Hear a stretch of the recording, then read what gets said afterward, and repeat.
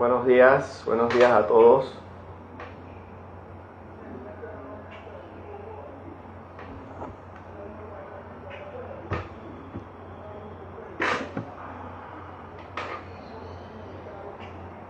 Buenos días a todos, bienvenidos.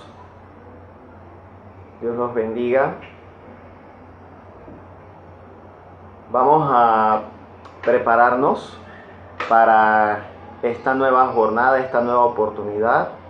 En primer lugar, para los que no me conocen, mi nombre es Luis Pineda. Soy miembro de la Iglesia Bautista Betel y Dios el Señor me ha concedido el privilegio en este domingo de poder compartirles la palabra de Dios, el Evangelio. Y al mismo tiempo quiero agradecerle al pastor Benjamín Duarte, que fue el que me ofreció la oportunidad nuevamente de estar con ustedes y continuar con esta serie que hemos titulado El Pacto de Dios para la Salvación de su Pueblo. Y es una serie que hemos venido realizando desde el año pasado, desde Génesis capítulo 1, y hoy nos encontramos en Génesis capítulo 3. Pero antes vamos a orar. Padre eterno que estás en los cielos, santificado sea tu nombre, Dios. Que venga a nosotros tu reino. Que venga a nosotros tu reino a través de tu santa palabra, Señor. Que podamos, oh Señor, escuchar, Dios, tu voz a través de tu palabra. Que esta palabra, Señor, sea como una semilla que caiga en buena tierra, Señor, y que dé fruto al 30, al 60 y al 100 por uno, Señor. Oh Señor, que nuestros corazones sean como esa buena tierra, Dios, y que nosotros podamos, Señor, ser receptivos a lo que dice tu palabra, Dios. Que tu Santo Espíritu abra nuestra mente, Señor, para que podamos entender la revelación de tu palabra, Señor, para que nuestros corazones sean sanados, para que nuestros corazones sean convertidos, Dios. Señor, todo esto lo hacemos para tu gloria y para tu honra, Señor. Todo lo presentamos delante de ti, Padre eterno, en el nombre de nuestro Señor Jesucristo. Gracias, Señor. Amén. Vamos entonces a continuar con nuestra serie de Génesis y vamos a abrir nuestra Biblia en Génesis capítulo 3, versículos del 9 al 13.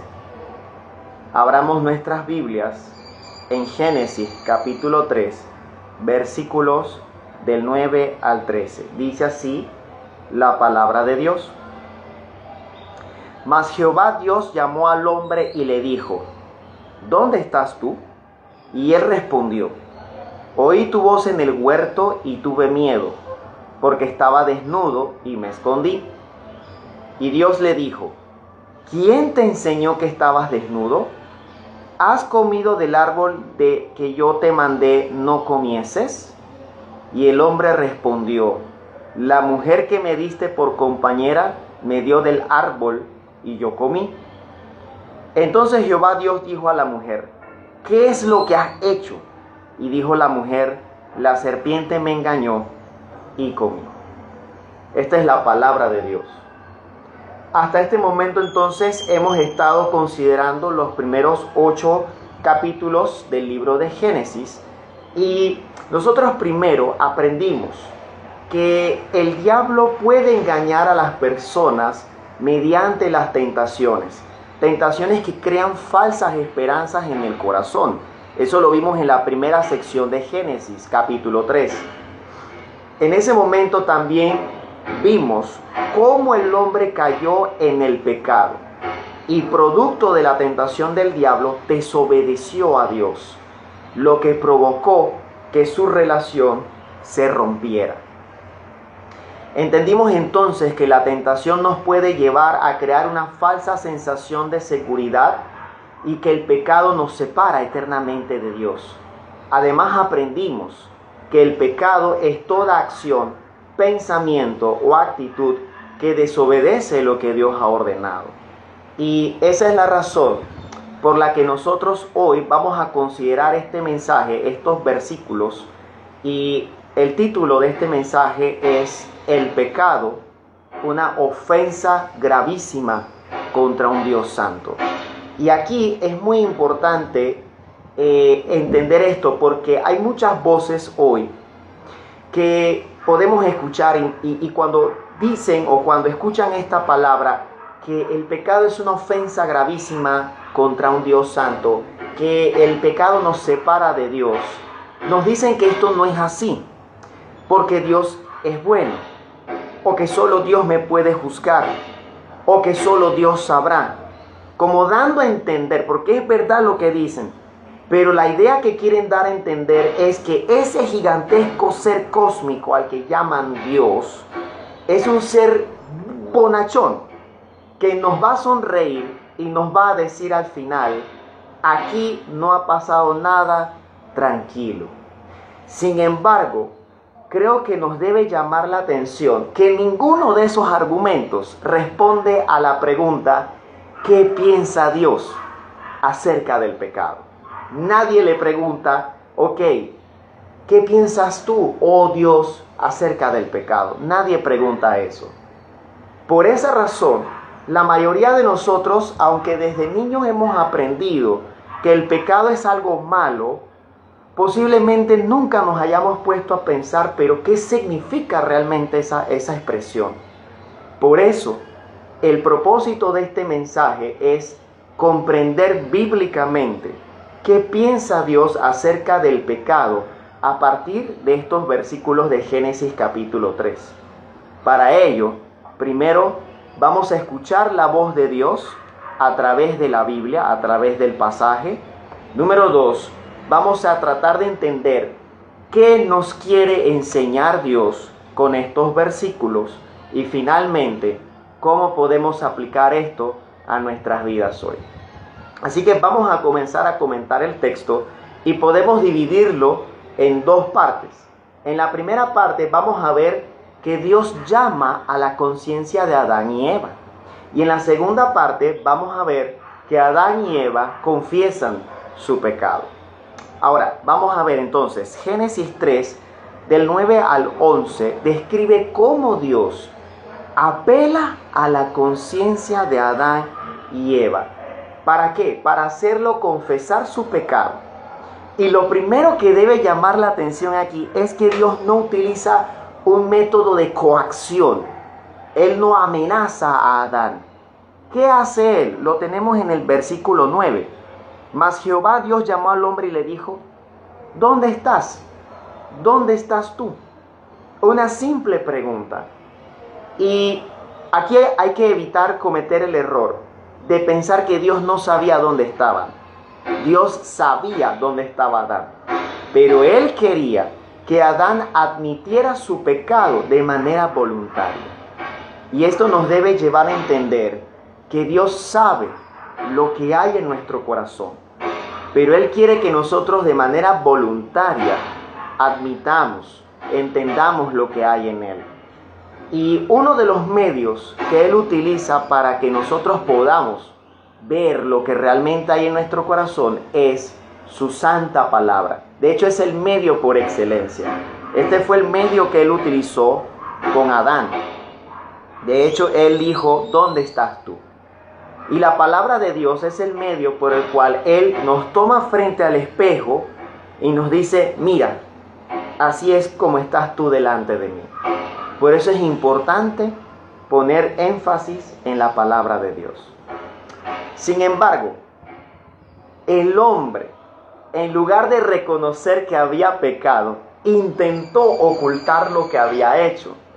Sí, lo encontramos en el versículo 10. Dice: y él, o sea, el hombre respondió: oí tu voz en el huerto y tuve miedo, porque estaba desnudo y me escondí. Ahora, esto es importante. ¿Qué dijo Adán? Adán dijo algo que era cierto. Él se había escondido porque tenía miedo. Eso lo consideramos en el mensaje anterior, en el versículo número 7. Dice que entonces cosieron hojas de higuera y se hicieron delantales. Y cuando oyeron, en el 8, la voz de Jehová Dios, se escondieron de la presencia de Jehová Dios entre los árboles del huerto. O sea que ellos sabían lo que habían hecho. Adán dijo algo que era cierto, pero no dijo toda la verdad. Adán no dijo toda la verdad. Adán dijo una media verdad. ¿Por qué? Porque él no dijo por qué razón se habían escondido realmente. Y si recordamos, en este momento, ellos ya habían desobedecido el mandato de Dios de no comer el fruto del árbol de la ciencia del bien y del mal. Y el hombre, en pocas palabras, estaba mintiendo. ¿Por qué razón? Porque él estaba ocultando parte de la verdad. Entonces, aquí debemos preguntarnos, ¿cuántas veces nosotros no nos engañamos o engañamos a otros diciendo una verdad a medias?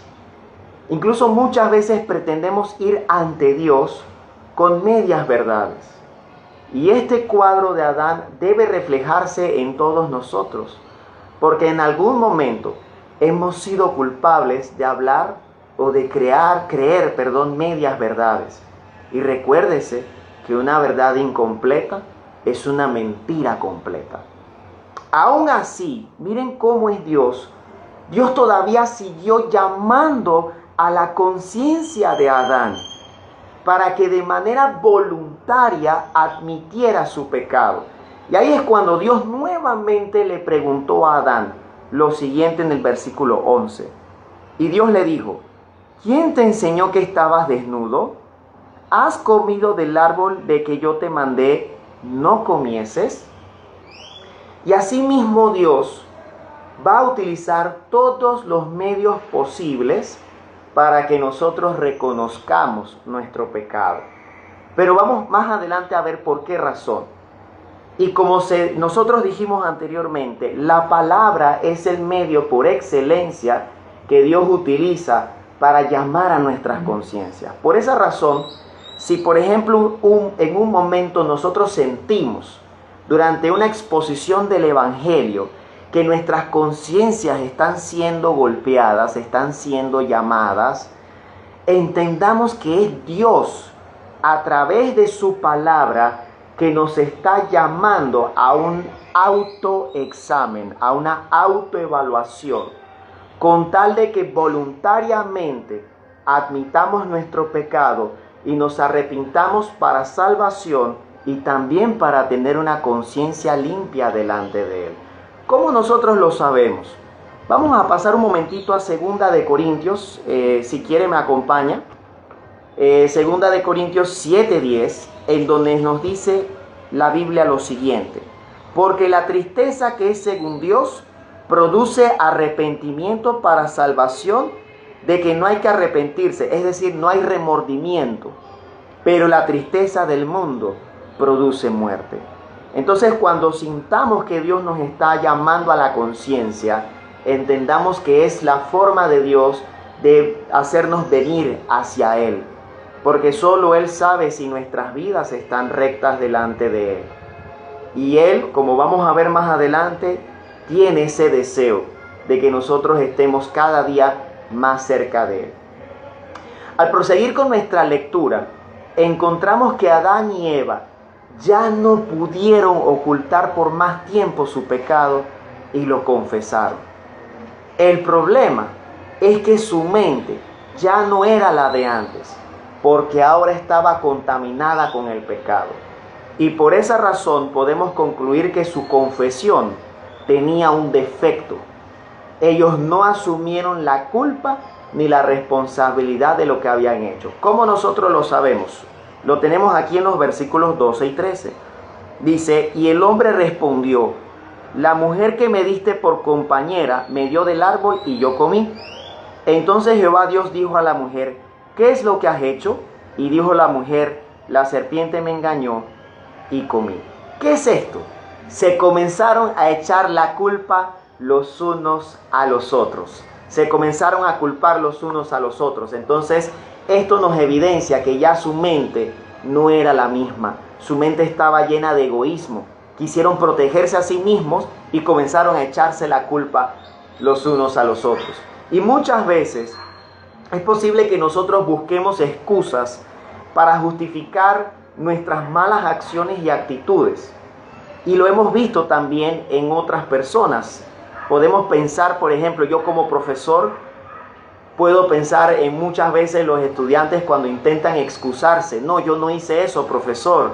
No es cierto, profesor. Mi trabajo es original.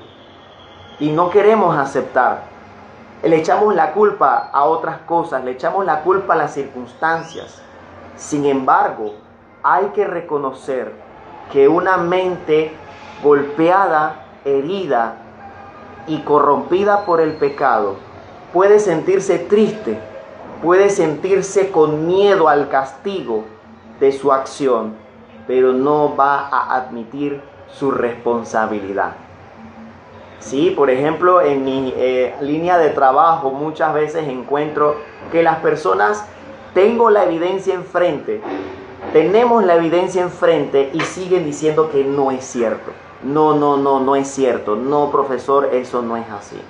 ¿Y cuántas veces nosotros delante de Dios hacemos esto? Entonces, aquí hay un punto muy importante también, está relacionado con nuestra exposición acerca de Génesis 3 del 1 al 5. Eva, en el versículo 13 dice: la serpiente me engañó y comí. Y este punto es importante porque cuando dice que me engañó, en el original hebreo quiere decir la serpiente me dio falsas esperanzas. Y como se dijo en aquella ocasión, el diablo buscará la manera de engañarnos o de que nos autoengañemos con falsas esperanzas o expectativas. Y por eso debemos tener mucho cuidado, porque la Biblia nos enseña que nuestros sentidos pueden extraviarse por el poder del diablo. Y esto también puede ocurrirles a aquellos que, por ejemplo, profesan ser cristianos. ¿Cómo lo sabemos?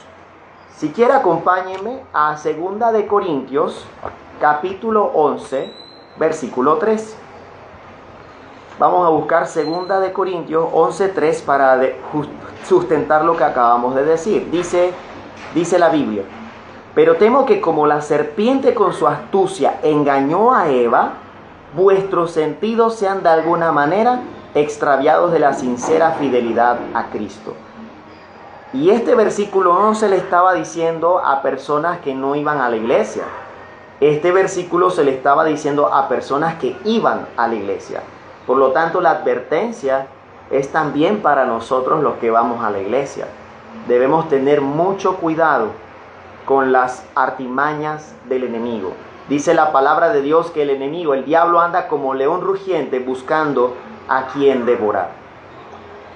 Entonces, ahora que hemos escuchado la voz de Dios, ¿qué es lo que nos está enseñando la palabra de Dios? ¿Qué nos enseñan estos versículos? Génesis 3, de 9 al 13, nos enseñan que Dios nos confronta con nuestro pecado y no lo toma como un asunto trivial o como un asunto liviano. Y la advertencia es que nosotros tampoco debemos hacerlo. Y a continuación vamos a presentar 2 argumentos para sostener esta enseñanza. Y en primer lugar, Dios nos confronta con nuestro pecado porque le desagrada sobremanera que lo desobedezcamos. Y aquí quiero ser claro, como decíamos en la introducción, es posible que nuestra mente todavía esté en estas palabras de que Dios es bueno y por ende no nos va a castigar. Pero la Biblia aquí claramente nos está enseñando que esa idea no es correcta. Dios no se quedó de brazos cruzados ni les dijo a Adán y Eva: tranquilos, todos cometemos errores. No, Dios en realidad se puso cara a cara frente a ellos. Eso es lo que significa confrontar. Dios se puso cara a cara frente a ellos porque quería enfrentarlos por su desobediencia. Y de hecho, la Biblia nos evidencia claramente que Dios odia la desobediencia. Por ejemplo, en el Antiguo Testamento, ahora sí vamos a buscar todos los que tengamos la Biblia, y los que no la tienen les invito a que la busquen y la tengan. Primero de Samuel 15:23. Vamos a sustentar con ejemplos que Dios odia la desobediencia. Primero de Samuel 15:23. Dice así la palabra de Dios: porque como pecado de adivinación es la rebelión, y como ídolos e idolatría la obstinación. ¿Qué quiere decir esto? Adivinación es un pecado que hoy catalogaríamos como, por ejemplo, brujería. Entonces no es un asunto liviano. Dice, porque como pecado de adivinación, o sea, como si fuera brujería, es la rebelión, y como ídolos e idolatría la obstinación. Y le dice Dios al rey Saúl: por cuanto tú desechaste la palabra de Jehová, Dios, el Señor, Él también te ha desechado para que no seas rey. Entonces Dios desechó al rey Saúl porque Saúl lo desobedeció. Pero además, en el Nuevo Testamento también se nos demuestra esta idea. Acompáñenme al libro de Efesios. Hay muchos versículos en el Nuevo Testamento. Nosotros vamos a buscar Efesios. Efesios capítulo 5, versículo 6. Efesios capítulo 5, versículo 6, dice así: nadie os engañe con palabras vanas. Muy importante. Nadie os engañe con palabras vanas, porque por estas cosas viene la ira de Dios sobre los hijos de desobediencia. Entonces, en el Nuevo Testamento también se nos enseña que la ira de Dios está sobre los desobedientes. Ahora, al considerar estos versículos, es posible que nos hagamos una pregunta: ¿por qué Dios odia la desobediencia? Y la respuesta es porque Dios es santo. Nosotros hemos escuchado la canción Santo, Santo, Santo, el que era y el que es y el que ha de venir, el Señor Dios Todopoderoso. La hemos escuchado, eso está en la Biblia, en el libro de Apocalipsis. Entonces, Santo, Santo, Santo, Dios es santo. Entonces, pecar contra Dios es pecar contra un ser infinitamente santo. Ahora, cuando se habla de que Dios es santo, hay muchas formas de describirlo.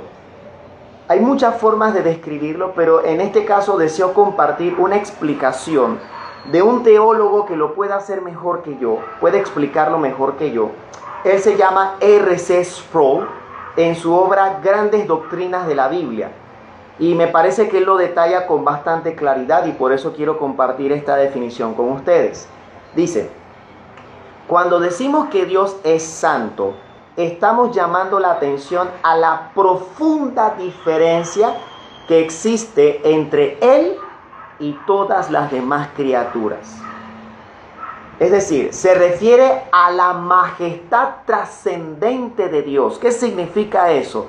Que si yo digo, ok, yo conozco a Dios, lo conozco aquí, entonces Dios está acá. O sea que no lo conozco completamente.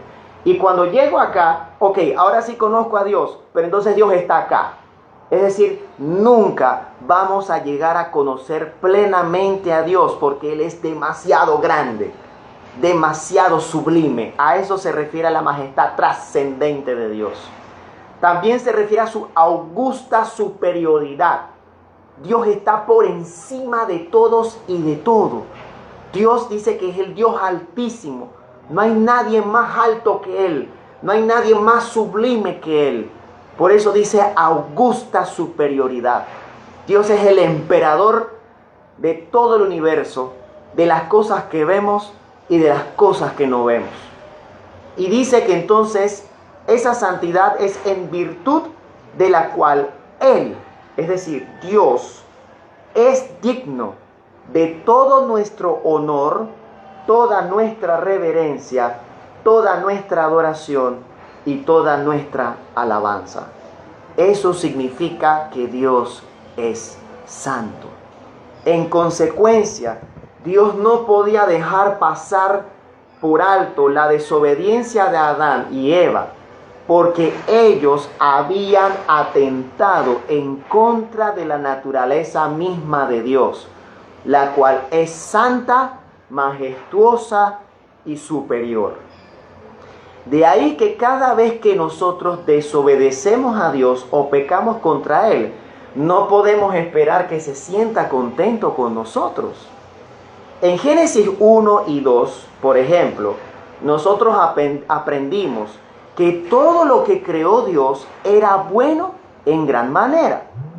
Por lo tanto, se desprende que el pecado es un desprecio contra un Dios infinitamente bueno, que nos otorga muchas cosas buenas sin nosotros merecerlo. En la prédica anterior de Génesis 3, del 6 al 8, aprendimos que el pecado es un desprecio al amor infinito de Dios, porque cuando pecamos, fallamos en compensar ese amor de vuelta, y solamente por ese hecho somos merecedores del más bajo infierno. Decíamos que es como si escupiéramos a Cristo Jesús en la cara o como si le pusiéramos los clavos en la cruz. Porque lo que llevó a Cristo Jesús a la cruz no fueron los judíos o los romanos, fueron mis pecados y sus pecados, es decir, nuestros pecados. Fueron los que pusieron esos clavos en la cruz de Cristo y fueron los que escupieron a Cristo en la cara cuando Cristo fue crucificado. Ahora, en este momento entonces debemos señalar, además de todo esto, que la santidad es otra característica que define el ser de Dios. Por ende, pecar es ofender a un ser infinitamente santo. Pero ahora, esta parte es tan impresionante como la primera. Dios nos confronta con nuestro pecado, en segundo lugar, porque Él es misericordioso y no quiere la muerte del que muere. No, considerémoslo, Dios podía haber destruido a Adán y a Eva en el mismo instante en que comieron del fruto de la ciencia del bien y del mal. Sin embargo, en vez de eso, en vez de destruirlos, Dios los enfrentó y los llevó mediante un llamado a sus conciencias a admitir su pecado. Y la Biblia nos enseña que esta es una característica también de Dios. En el Antiguo Testamento, acompáñenme por favor a Ezequiel, capítulo 18, vamos a ver el primer ejemplo. Ezequiel, uno de los profetas mayores, Isaías, Jeremías, Ezequiel, está después de los Salmos. Ezequiel, capítulo 18, versículos del 31 al 32, miren lo que nos dice acerca de la naturaleza de Dios. Dice, Ezequiel 18, del 31 al 32. Echad de vosotros todas vuestras transgresiones con que habéis pecado, es decir, todas vuestras desobediencias, y haceos un corazón nuevo y un espíritu nuevo. Y miren la pregunta que le hace Dios a su pueblo. ¿Por qué moriréis, casa de Israel? Es la misma pregunta que nos está haciendo hoy. ¿Por qué van a morir? ¿Por qué han de morir? ¿Qué dice? Porque no quiero la muerte del que muere, dice Jehová el Señor, dice Dios el Señor. Convertíos pues y viviréis. Dios no se complace en la muerte del pecador. Dios no se complace en la muerte del desobediente. Todo lo contrario.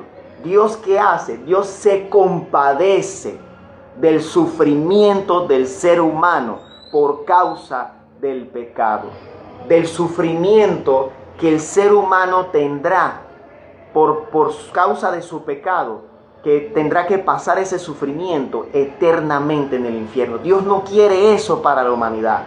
Dios no quiere que el ser humano sufra. Dios no quiere que ni usted ni yo suframos. Y ahorita mismo sí, puede ser que en cualquier momento pues se encuentre una vacuna COVID-19, pasa la historia como todas las epidemias y pandemias que hemos pasado anteriormente, la economía se recupere, pero de nada funciona si nosotros no hemos cambiado. ¿Por qué? Porque la Biblia nos enseña que nuevamente se va a levantar otra cosa y nuevamente se va a levantar otro peligro. Y si no me cree y si no quiere creer la palabra de Dios, por favor búsquese un libro de historia y lea allí la historia con mayúscula de la humanidad y va a ver que estas son situaciones que siempre hemos pasado. Porque ese es el llamado de Dios para que nosotros lo busquemos. Notemos cómo ahora la gente habla más de Dios. Notemos cómo incluso los ateos y los agnósticos están hablando incluso de Dios. Entonces este es el llamado de Dios para que nos acerquemos a Él. Él nos está poniendo, Él está enfrente de nosotros para que nosotros lo busquemos realmente. Entonces, ¿por qué hemos de morir eternamente en el infierno? ¿Por qué hemos de morir eternamente si Dios nos está ofreciendo el sacrificio de Cristo como la verdadera solución al problema de nuestro pecado?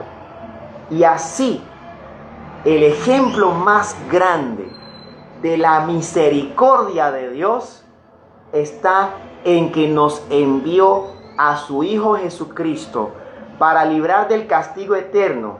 ¿A quiénes? A todos los que creamos en Él. A todos los que creamos en Él. Y esta es la misericordia de Dios. Misericordia significa compadecerse del dolor ajeno. Dios es misericordioso y ha sido tan misericordioso que Él nos ha enviado a su Santo Hijo Jesucristo para que si nosotros creemos en Él, entonces no tengamos que sufrir las consecuencias de nuestro pecado. Por ejemplo, encontramos la historia del centurión. Vayámonos al Nuevo Testamento, al libro de Marcos, y vamos a ver qué pasó con este centurión. Marcos 15:39.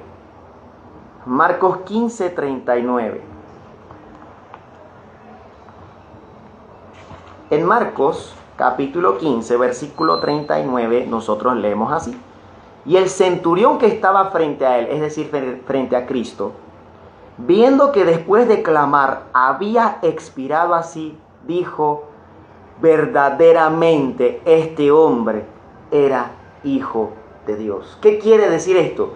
Este centurión, que podía sentirse orgulloso de todos los logros que había logrado, porque recordemos que el centurión no era cualquiera, era una persona con mucho poder, con mucha trayectoria profesional en el ejército romano. Él podía sentirse orgulloso de sus logros, él podía sentirse orgulloso de su propia justicia y posiblemente, aquí sí estoy especulando, él hubo participado de la ejecución de nuestro Señor. Pero cuando él vio a Cristo cómo murió, él dijo: en verdad, este es el Hijo de Dios. Y puede que nosotros tengamos muchas cosas por las que sentirnos orgullosos en este momento. Bien con nosotros mismos. Podemos sentirnos bien por nuestra propia justicia. Pero si verdaderamente nosotros entendemos el Evangelio, es decir, lo que realmente significa la muerte de Cristo en la cruz, nuestra reacción natural debería ser que nos humillemos delante del Señor, delante de la cruz de Cristo, delante de su presencia. Así, en resumen, Génesis 3, del 9 al 13, nos evidencia que el pecado y en particular la desobediencia es algo que ofende sobremanera a Dios. Y Dios, lleno de misericordia, como lo hemos comprobado, va a buscar la manera de enfrentarnos, porque Él es santo y no va a permitir que los desobedientes se salgan con la suya. Pero al mismo tiempo debemos recordar que nos confrontará, porque su deseo es que nos arrepintamos de nuestros pecados y desobediencias y nos humillemos delante de Él, para así librarnos de la muerte que merecemos por nuestros pecados en el infierno, donde Cristo claramente nos dice que el gusano de ellos no muere y el fuego nunca se apaga. Cristo habló en el Nuevo Testamento más del infierno que del cielo, porque Él sabía que hoy en el siglo XXI muchos de nosotros no querríamos aceptar y creer en estas cosas. Pero Cristo fue claro, y esa no es lo que Dios quiere. El deseo de Dios es que nosotros lo busquemos a Él y seamos salvos. Y en esto consiste la misericordia.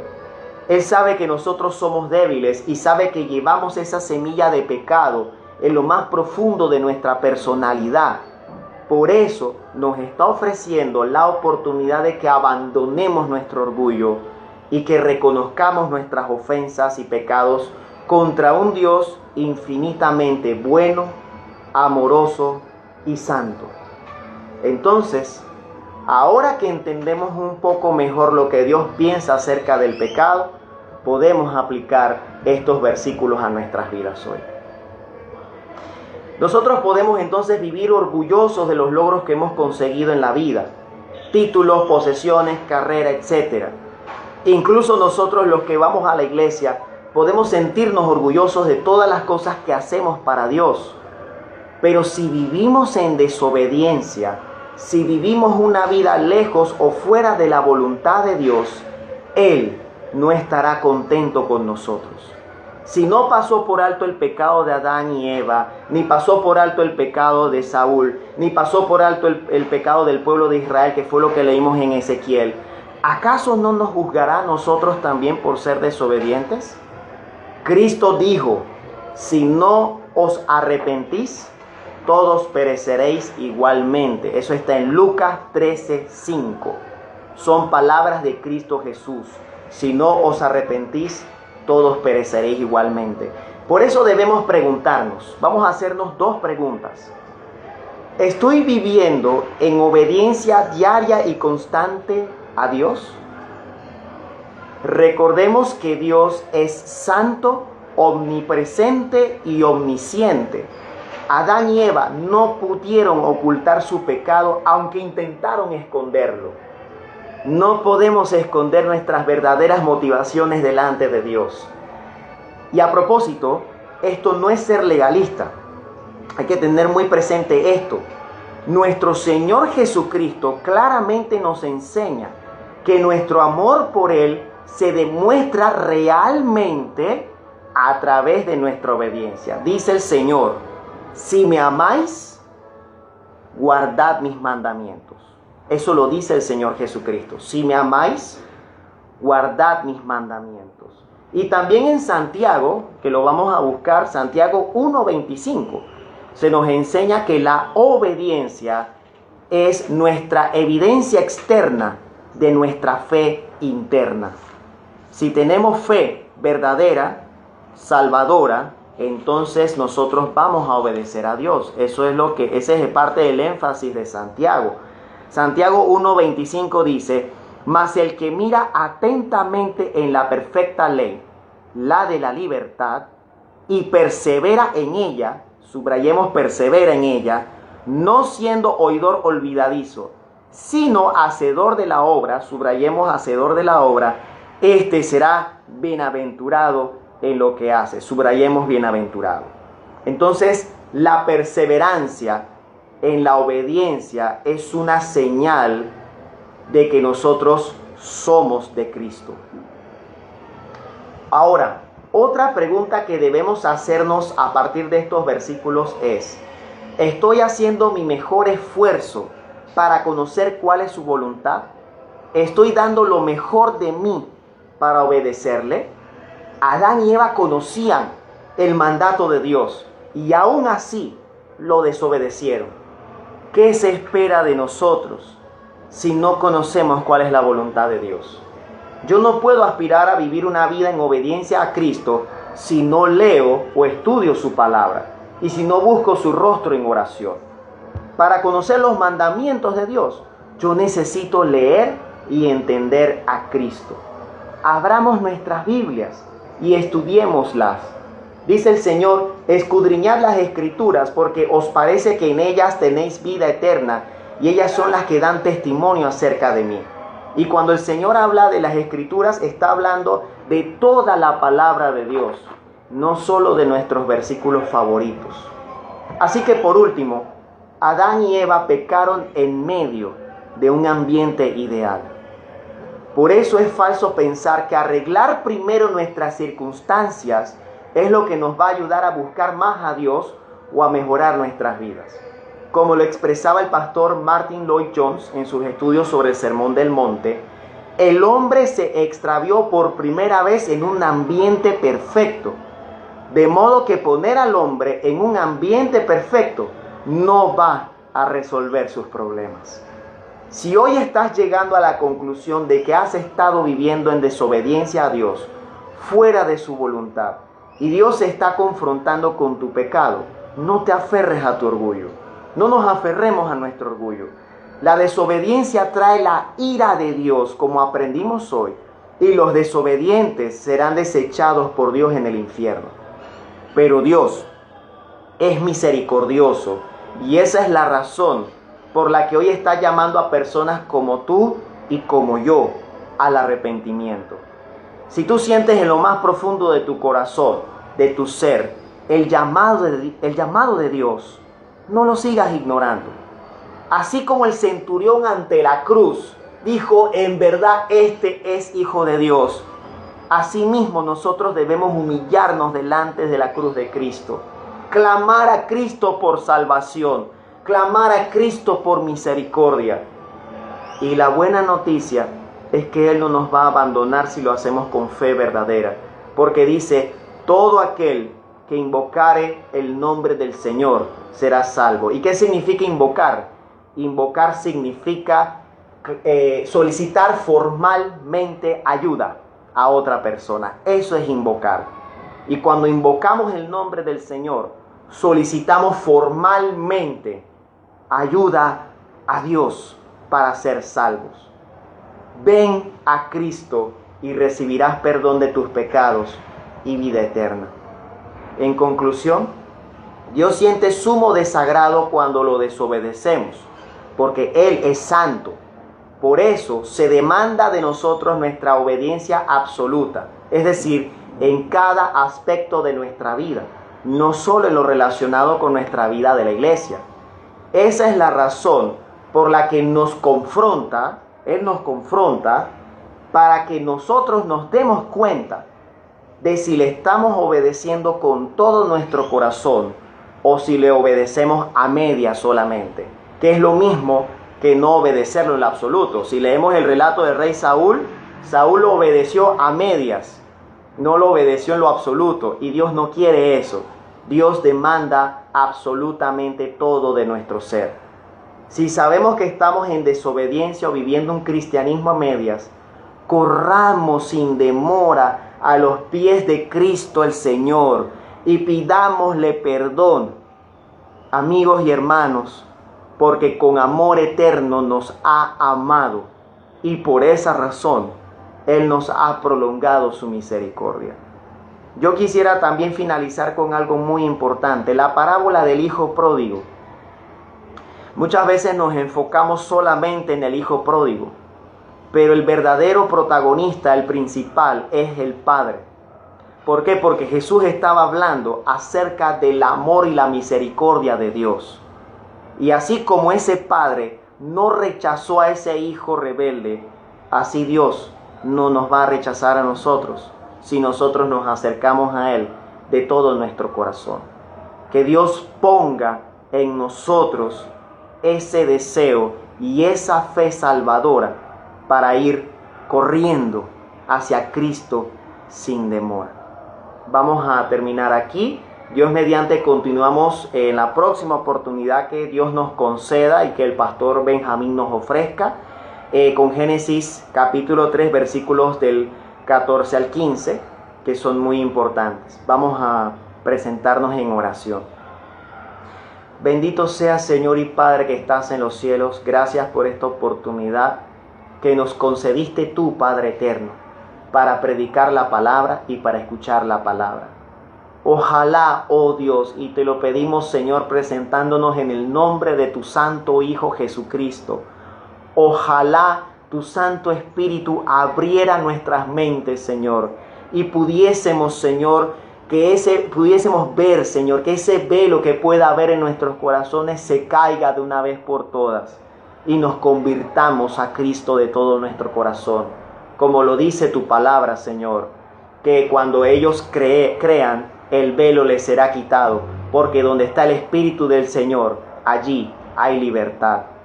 Oh Señor, y a nosotros los que hemos sido lavados por tu sangre, a los que creemos en tu nombre, Dios, a los que estamos en comunión con Cristo, por favor, ayúdanos a caminar junto a ti, Dios. No nos abandones, Dios. Sosténnos de tu mano, Señor Dios, porque tu palabra dice que tu diestra es la que nos está sosteniendo. Oh Señor, ayúdanos a perseverar, porque solamente por tu Espíritu podemos hacerlo, Dios. Te pedimos, Padre Santo, ponemos delante de ti todas nuestras necesidades, Dios. Tú conoces los conflictos y dificultades de cada uno de nosotros. Todo está, Señor, en tus manos porque tú tienes el control de todo. Te damos las gracias, Padre eterno, y te pedimos, Señor, que tu Espíritu Santo ponga esta palabra, Señor, en nuestros corazones, como quien pone bálsamo para calmar el dolor, o como quien pone, Señor, medicina para curar una herida. Te damos gracias, Señor, y nuevamente te lo pedimos todo en el santo nombre de tu Hijo Jesús. Gracias, Señor. Amén. Si hay preguntas, estamos a la orden. Pueden contactar con la iglesia, pueden contactar con el pastor Benjamín o con alguno de los hermanos, y estamos atentos a sus consultas sobre este mensaje y sobre otros temas. Muchas gracias y que Dios los bendiga.